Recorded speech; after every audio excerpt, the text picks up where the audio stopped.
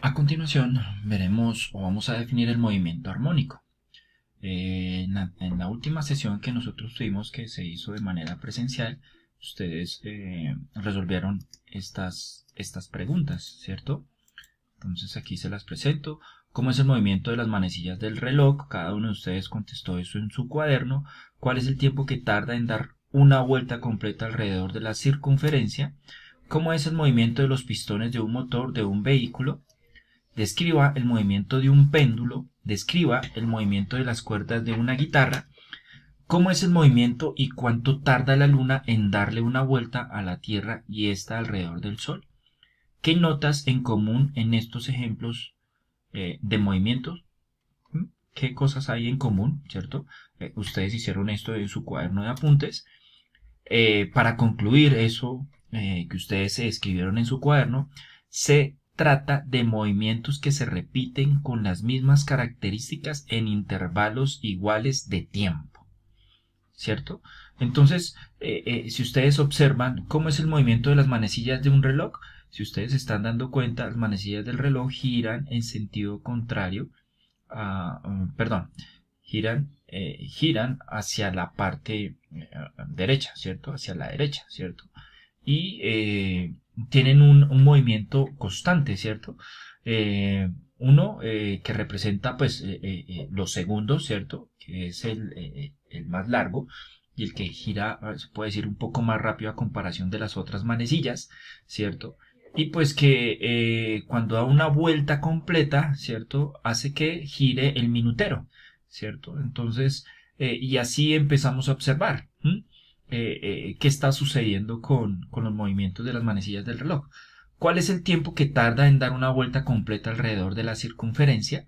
Entonces, pues ustedes ya saben que al dar una vuelta completa, si estamos hablando del segundero, este tarda 60 segundos, ¿cierto? Y esos 60 segundos hace que mueva el minutero un minuto, ¿verdad? Ahora, ¿cuánto tiempo tarda ese minutero en dar toda la vuelta, ¿cierto?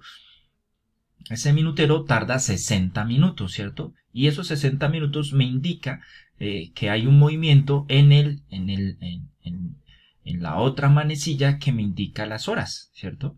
Entonces, así es como vamos a darnos cuenta cómo es ese giro, ¿verdad?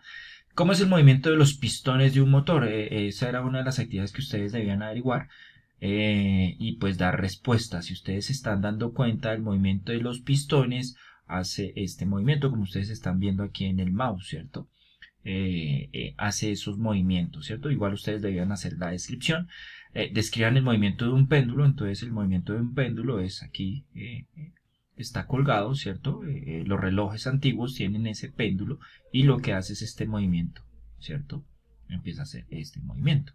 Describa el movimiento de las cuerdas de una guitarra. Entonces cuando nosotros vemos que ponemos a vibrar esa cuerda, hay pues, obviamente un sonido que nos da la guitarra, pero la cuerda queda en modo de vibración, ¿cierto? Hace como esto, ¿cierto? ¿Cómo es el movimiento y cuánto tarda la luna en darle una vuelta a la Tierra y alrededor del Sol?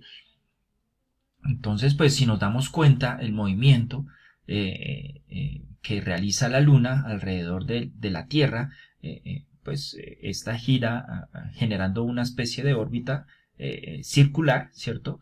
Y cuánto tarda en hacer ese movimiento, ¿cierto? Ese movimiento en el cual tarda la luna en dar la vuelta al sol, pues eso era lo que ustedes deben averiguar y pues responderme, ¿no?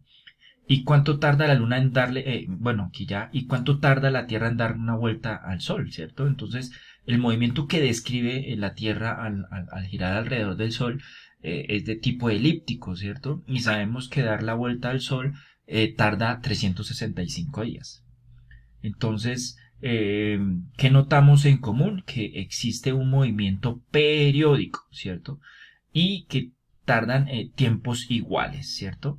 Ahora bien, de acuerdo a esta explicación que yo les acabo de presentar, ustedes en el aula virtual deben presentarme ese informe que ustedes realizaron en clase y subirlo al aula virtual para yo poder darle una valoración de esa actividad que hicimos de manera presencial. Entonces, hay que tener en cuenta las condiciones de entrega. Igual forma, yo a ustedes les voy a publicar las condiciones para que tengan claridad de qué es lo que deben realizar y cómo me deben entregar para ayudarles la valoración. Bueno, espero hayan comprendido y en una próxima sesión continuamos con el tema. Bueno, muchísimas gracias. Hasta pronto.